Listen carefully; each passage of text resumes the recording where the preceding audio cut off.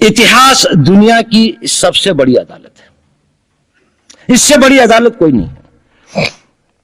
Supreme court में क्या हुआ, हाई कोर्ट में क्या हुआ, लड़ाई के मैदान में क्या हुआ, इलेक्शंस में क्या हुआ, ये सब बातें आती हैं, चली जाती हैं। बाद में रह जाता है केवल इतिहास।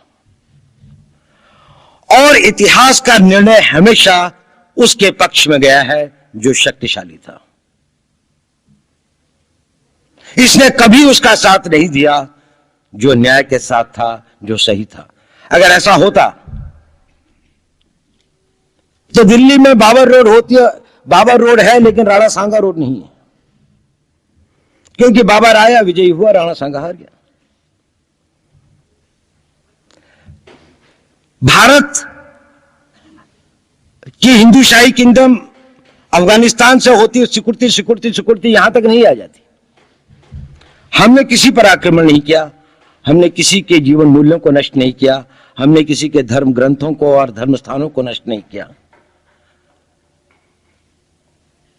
शायद हम न्याय संगत थे, शायद सत्य भी हमारे पक्ष में था, लेकिन शक्ति हमारे साथ नहीं थी। इसलिए इतिहास ने हमें उसकी सजा दी।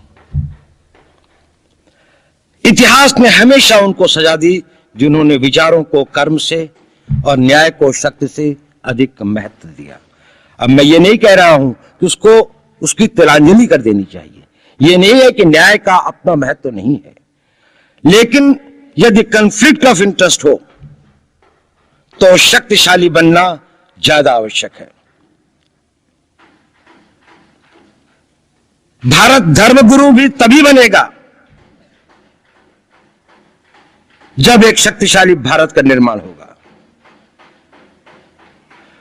जिन लोगों ने भारत के ऊपर आक्रमण किया, भारत के ऊपर राज किया, इस प्रकार से राज किया कि राज करते वक्त, जाते वक्त अपने गुलामों से कह दिया कि तुम राज कर लो, हम तो जा रहे हैं, तो यहां पर गुलाम वंश भी बन गया। अगर हम लड़ाई के वॉरफेयर के उसूलों से देखें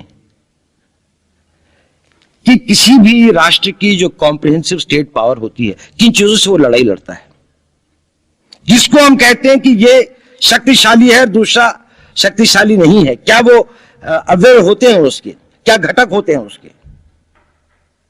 तो भारत के पास जनशक्ति, धन शक्ति, ज्ञान की शक्ति, टेक्नोलॉजी